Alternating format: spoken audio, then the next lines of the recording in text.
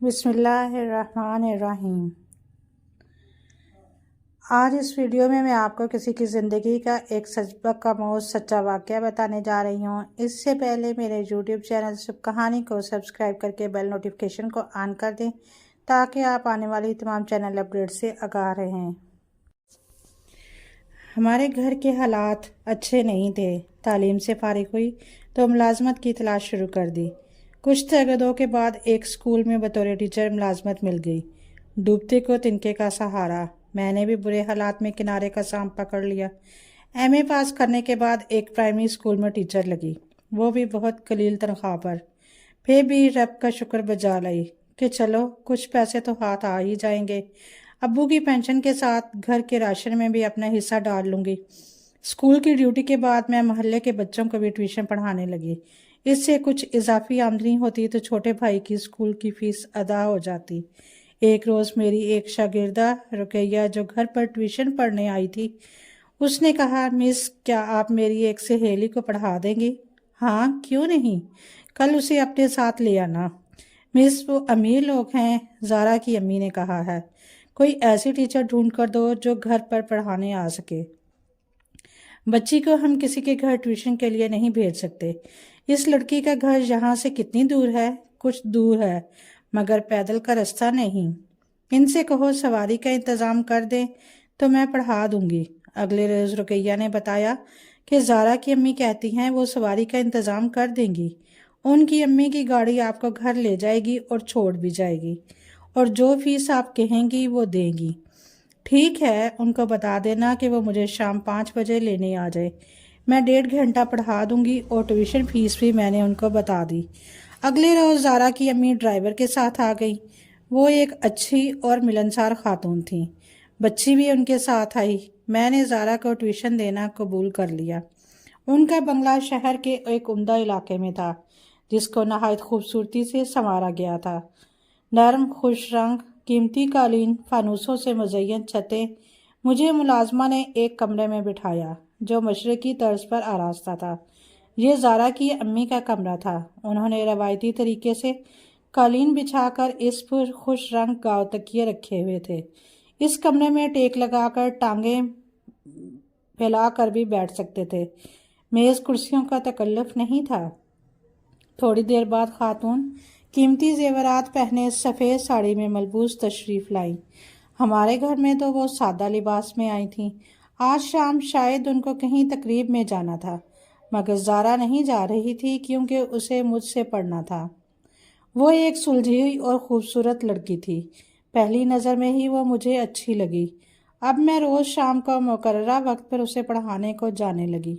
پہلے میری خاطر تواضع کی جاتی، پھر پڑھائی شروع ہوتی۔ جلد ہی میں نے جان لیا یہ لڑکی نہ صرف سنجیدہ مزاج ہے بلکہ دوسروں کا خیال رکھنے والی باادب بے حد حساس بھی ہے۔ وہ ایسی شاگردہ تھی جس کا مجھے خاص خیال رکھنا پڑتا تھا اور وہ بھی میرا خاص خیال رکھتی۔ اپنے والدین کی واحد چشم و چراغ۔ والد محض میٹرک پاس تھے جبکہ اس کی ماں نے BA پاس کیا تھا۔ رشتہ دار ہونے کی وجہ سے زارا کی والدہ کا رشتہ ان کے چچا زاد یعنی زارا کے ابو سے ہو گیا۔ تعلیم اور ذہنی سوچ کے لحاظ سے دونوں میں زمین آسمان کا فرق تھا۔ زارا کے والد کو اپنے باپ دادا سے ورثے میں بہت سی زمین، جائیداد اور چلتا ہوا کاروبار ملا تو دولت ان کے گھر کی باندھی بن کر رہنے لگی۔ اس کے والد موسیقی کے دل دادا تھے۔ گھر میں جھولا پڑا ہوا تھا، بے شمار ریکارڈر رکھے تھے۔ ان دنوں VCR وغیرہ نہیں تھے۔ زارا کی امی ہلکے رنگ کے نفیس اور خوبصورت لباس زیب تن کرتی۔ شوہر کی گاڑی علیحدہ تھی، بیگم کی علیحدہ۔ ڈرائیور بھی دونوں کے الگ الگ تھے۔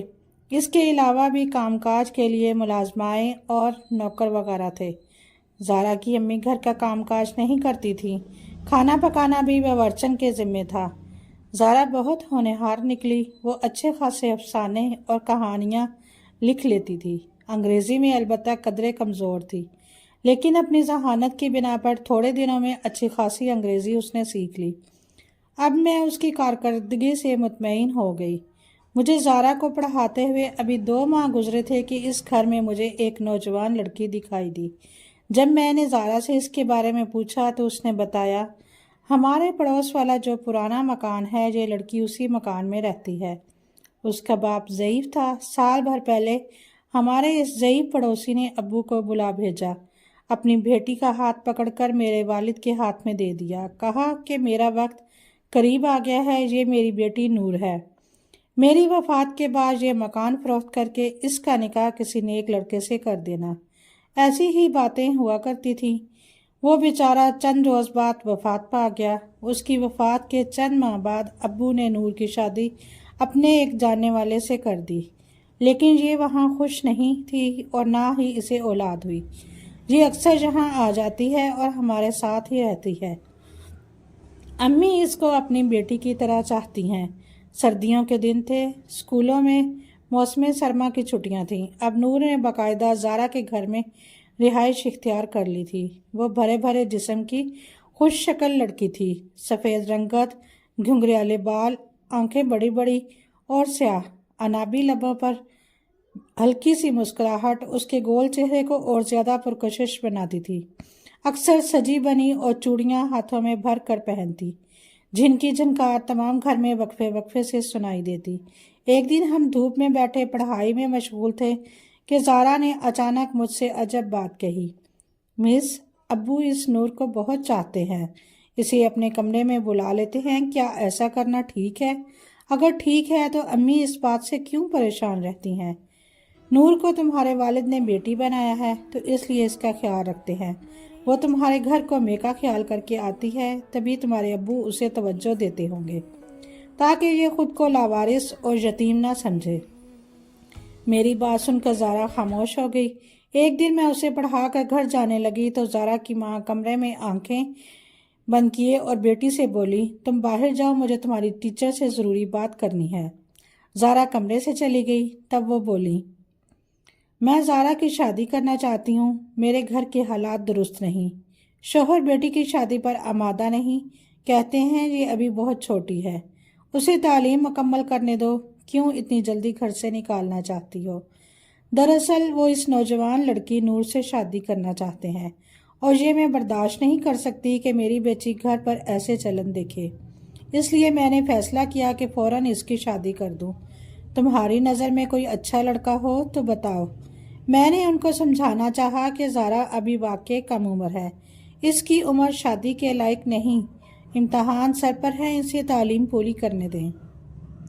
آپ کے شوہر ٹھیک کہتے ہیں، آپ نہیں سمجھ رہی، گھر پر اگر بے حیائی کے مظاہرے ہوں گے تو بچی کے اخلاق پر کیا اثر پڑے گا؟ جبکہ اس کی کچی عمر ہے، سو جتنی جلدی اس کی شادی کر دوں اچھا ہے، ورنہ گھریلو حالات اس بچی کے ذہن کا ستیہ ناش کر دیں گے۔ فرخندہ بیگم نے مزید کہا، اکثر جب نور ان کے کمرے میں ہوتی، میرے شوہر بلا جھجک کمرے کا دروازہ اندر سے بند کر دیتے ہیں تو میری بچی تجسس میں بے قراری سے گھر میں ٹہلتی ہے اور کبھی کبھی کھڑکیوں کی درزوں سے کمرے میں جھانکنے کی کوشش کرتی ہے۔ اس خوف سے میں کہیں گھر کے باہر بھی نہیں جا سکتی۔ اب فروری کا مہینہ تھا، مارچ شروع ہونے والا تھا اور سالانہ امتحانات سر پر تھے۔ زارا بہت اپسیٹ رہتی، وہ پڑھائی پر بالکل توجہ نہیں دے رہی تھی اور میں فکر مند تھی کہیں کم نمبر نہ لے آئے، ورنہ میری بھی بے عزتی ہوگی۔ اتوار کی چھٹی تھی، پیر کی شام کو گئی تو گھر سے ڈھولک کی آواز آ رہی تھی۔ 5-6 لڑکیاں زارا کے کمرے میں اسے مہندی لگا رہی تھی۔ میں حیران رہ گئی، پتہ چلا کہ رشتہ طے ہو گیا۔ میں نے اس کی ماں کو مبارکباد دی، انہوں نے بتایا 2 ہفتے بعد شادی ہے۔ اب پڑھائی کہاں ہونی تھی؟ 15 سال کے قریب بچی کی عمر اور لڑکا وہ 40 برس کا، زارا کی ایک سہیلی نے بتایا۔ رنڈوا ہے مگر دولت مند بہت ہے، کہاں پھنسا دیا تھا لڑکی کی ماں نے اس کو۔ مارچ آیا، امتحان ہوئے اور جس دن زارا کا نتیجہ تھا اسی دن اس کی شادی تھی۔ سکول سے پتہ چلا کہ اچھے نمبروں میں پاس ہوئی ہے۔ وہ ہونہار بچی پڑھائی کی شوقین تھی۔ خیر، ہم اس سلسلے میں کیا کر سکتے تھے؟ ادھر لڑکی کی رخصتی ہوئی، ادھر چند دن بعد ہی اس کے باپ نے بیوی کی مار کٹائی شروع کر دی۔ کچن میں کام کرنے والی اور کھانا بنانے والی ملازمہ کو چھٹی دے دی گئی۔ گھر کا سارا کام کاج، چولہا اور کچن کی صفائی بیگم کے سپرد۔ بیگم فیضان اب چولہا صاف کر رہی تھی، دونوں وقت روٹیاں پکا رہی تھیں۔ جبکہ اس سے پہلے انہوں نے باورچی خانے کی شکل ہی نہیں دیکھی تھی۔ میں نے زارا کو ٹیوشن پڑھائی، میرا اس کا استاد اور شاگرد کا رشتہ تھا۔ مجھ کو زارا سے بہت انس ہو گیا۔ تبھی جب میں نے یہ خبر سنی تب سے میرا چین سکون ختم ہو گیا۔ جلد بازی میں کی گئی اس بے جوڑ شادی کے بعد جب زارا نے اپنے دلہا کی شکل دیکھی تو وہ رونے لگی۔ وہ اس کے قابل نہ تھا، نہ ہی وہ اس کمسن و شیزہ کے خوابوں کا شہزادہ، بلکہ شادی کے لائق ہی نہ تھا۔ وہ جب اس کی طرف ہاتھ بڑھاتا زارا پھوٹ پھوٹ کر رونے لگتی۔ کمسن دلہن سے اپنی محرومی کا بدلہ لینے کے لیے اس نے زارا پر اتنی سختی کی کہ وہ ڈپریشن میں چلی گئی۔ نوبت یہاں تک پہنچی کہ بچی نے دوبارہ خودکشی کی کوشش کی۔ پہلی بار اس خودکشی کے بارے میں اس کے والدین کو اطلاع نہ دی گئی۔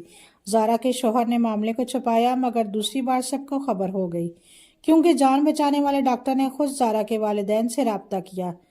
ماں روئی، لیکن باپ کیا توجہ دیتا۔ بیوی سے کہا، یہ سب تمہارا کیا دھرا ہے، اب خود سوگ مناؤ۔ میں نے تو منع کیا تھا کہ ابھی اس کی شادی کی عمر نہیں، تمہیں ہی جلدی پڑی تھی۔ مجھے جو رشتہ ملا میں نے بیاہ دیا۔ عمر زیادہ ہے تو کیا ہوا، آدمی دولت مند ہے، یہ عیش کرے گی، ملکوں ملکوں کی سیر کرے گی، مگر اس نے تو وہاں جا کر سوگ منانا شروع کر دیا۔ شوہر کو سکون نہ ملے تو یہی ہوتا ہے پھر۔ زارا کا باپ نئی بیوی کے چاو میں گم رہا۔ فرخندہ شوہر سے ناراض ہو کر اپنے ایک رشتہ دار کے جہاں جا چکی، نہایت خوبصورت باسلیقہ اور جوان عورت، شوہر کی بے وفائی اور بے توجہی سے چند دنوں میں مرجھا کر رہ گئی۔ وہ نحیف و نزار وقت سے کہیں پہلے بوڑھی نظر آنے لگی۔ ایک روز کچھ سودا صرف لینے بازار جانے کو نکلی، قدم دہلیز پر رکھا ہی تھا کہ ایک چھوٹے سے زہریلے سانپ نے پاؤں پر ڈس لیا۔ اس کی سمجھ میں ہی نہ آیا کہ اس کے ساتھ کیا ہوا۔ اس کا چچا زاد اسی وقت گھر آیا، دیکھا کہ فرخندہ دہلیز پر پاؤں پکڑے پڑی ہے۔ اس نے سہارا دے کر اٹھانا چاہا، مگر وہ اٹھ ہی نہ پا رہی تھی۔ تبھی بیوی کو آواز دی، دونوں نے مل کر اسے پلنگ پر ڈالا اور وہ ڈاکٹر کو لینے دوڑا، لیکن ڈاکٹر کے آنے تک اس کی روح کب سے انصری سے پرواز کر چکی تھی۔ یہ ہوا زارا کی امی کا انجام، مگر اس ساری کہانی میں سب سے المیہ کردار زارا کا رہا۔ جسے اس کو طلاق دے دی گئی وہ اپنے باپ کے گھر آ گئی۔ باپ دوسری بیوی سے صاحب اولاد ہوا تو زارا سے وہ بالکل بے غافل ہو گیا۔ حالت اس کی ایسی ہو گئی کہ پہروں فضاؤں میں دیوانوں کی طرح گھورتی رہتی، منہ ہی منہ میں بڑبڑاتی، ہفتوں منہ ہاتھ نہ دھوتی اور نہ کپڑے بدلتی، بال الجھے ہوئے ہوتے، ایک جگہ بیٹھتی تو گھنٹوں وہاں ہی بیٹھی رہتی، اور نور اپنے دو چھوٹے جڑواں بیٹوں کی دیکھ بھال میں مصروف رہتی۔ زارا سوکھ کر ہڈیوں کا ڈھانچہ رہ گئی۔ ایک دو بار میں اس سے ملنے گئی اور اس کی حالت دیکھ کر آنکھوں میں آنسو بھر کر لوٹ آئی۔ میں نور سے زیادہ بات نہیں کرتی تھی کہ اسے کچھ سمجھاتی۔ میں بھلا کون ہوتی تھی اس کے بارے میں اس کے گھر والوں کو کوئی بات کہنے والی؟ وہ تو مجھے اس سے ملنے سے منع کرتے۔ اس کے وارث سے باپ زندہ تھا۔ کاش زارا کی ماں نہ مرتی تو اس کی یہ حالت نہ ہوتی۔ وہ بیٹی کو گلے لگا لیتی، اسے سنبھال لیتی، اس کا ممتا کا مضبوط رشتہ تھا۔ اس کے چچا تھے، چچا زاد تھے، خالائیں تھیں، لیکن سبھی چپ رہے، کسی نے اس کی پاسداری نہ کی۔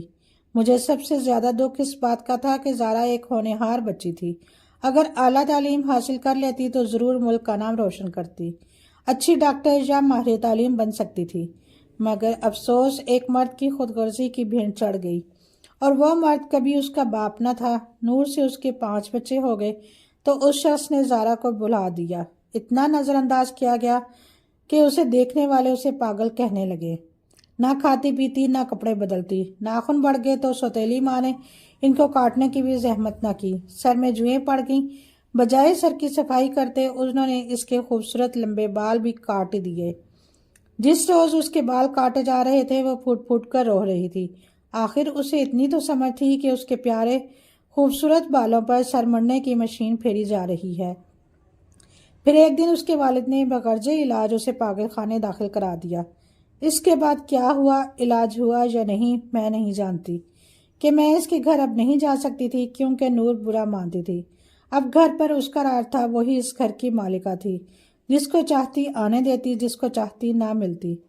کتنے برس گزر گئے، میری شادی ہو گئی، بچے ہو گئے، اب بھی میں اس معصوم پری سی لڑکی کو نہیں بھلا سکی۔ اگر آپ کو میری یہ آج کی ویڈیو اچھی لگی ہو تو پلیز میرے چینل کو سبسکرائب کریں اور لائک اور شیئر کریں۔